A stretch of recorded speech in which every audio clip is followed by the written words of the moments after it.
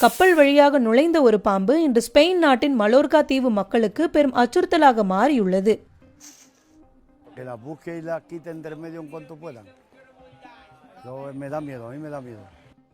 ஹார்ஷு whip என அழைக்கப்படும் இந்த பாம்பு சுமார் 2 மீட்டர் நீளம் வரை வளரக்கூடியது. இதனால் அங்கு செல்லும் சுற்றுலா பயணிகளுக்கு எந்த பாதிப்பும் இல்லை. இந்த பாம்புகள் விஷமற்றவை. இவை பல்லி, பறவைகளையே உணவாக உட்கொள்கின்றன. இங்குள்ள உள்ளூர் உயிரினங்களை இந்த பாம்புகள் உண்பதால் பல்லுயிர் பெருக்கம் பெரும் பாதிப்பை சந்தித்துள்ளது.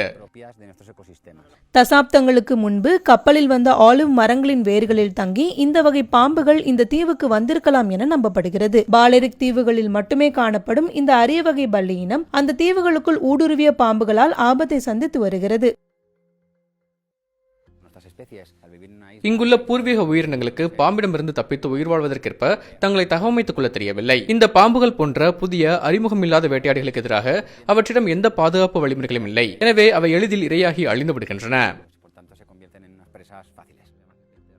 வனவிலங்கு அதிகாரிகளான மீகுவேல் மற்றும் டோனி ஆகியோர் இந்த பாம்புகளை தொடர்ந்து கண்காணித்து வருகின்றனர். அவற்றின் எண்ணிக்கை மேலும் அதிகரிக்காமல் இருப்பதை உறுதி செய்வதே இவர்களின் முக்கிய பணியாக இருக்கிறது. இந்த பாம்புக்கு இயற்கையான எதிரிகள் இல்லாததால் அவற்றை பொறிவைத்து பிடித்து எண்ணிக்கையை கட்டுப்படுத்த அரசாங்கம் பொதுவான முயற்சிகளை மேற்கொண்டு வருகிறது.